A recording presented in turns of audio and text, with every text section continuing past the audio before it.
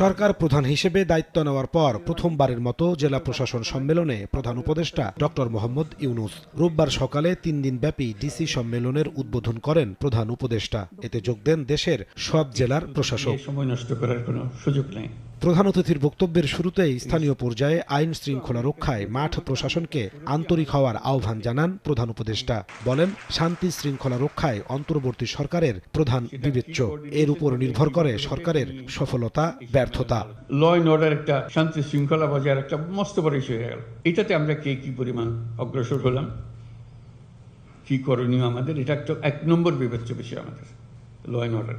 এটা যাতে আমরা বিফল না হই, কারণ এটাতেই আমাদের সমস্ত অর্জন সফলভাবে অর্জন হতে পারে অথবা বিফলতায় পর্যবসিত হতে পারে।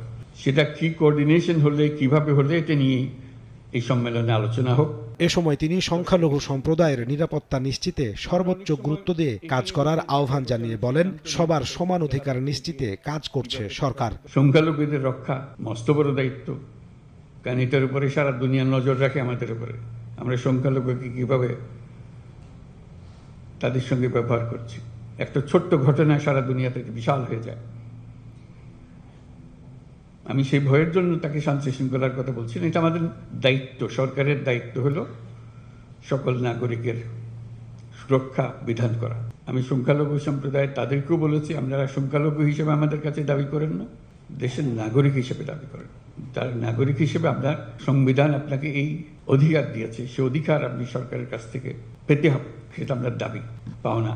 মৌলিক নাগরিক সেবা সহজলভ্য করতে স্থানীয় প্রশাসনকে নতুন নতুন কৌশল উদ্ভাবনের পরামর্শ দেন তিনি। এ সময় তিনি জন্ম সনদ আর পাসপোর্ট নিয়ে ভোগান্তি কমানোর নির্দেশনা দেন। বলেন, পাসপোর্ট পেতে পুলিশ ভেরিফিকেশন পদ্ধতি বাতিল করা হয়েছে। জন্ম নিবন্ধন এটার কোনো মা বাবা আছে বলে আমার মনে হয় না, কিন্তু পাওয়া যায়।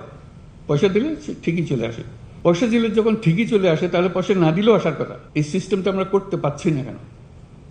এটা তো একজন নাগরিকের অবশ্য প্রাপ্য। পাসপোর্ট তো আমার নাগরিক অধিকারের একটা অধিকার। আমি চোর না ডাকাত না কি, সেটা ভিন্নভাবে পুলিশ আমার বিচার করবে। কিন্তু আমাকে যে জন্ম সনদ দিয়েছেন, সেটাও কোনো পুলিশ ভেরিফিকেশন দিয়ে করেননি।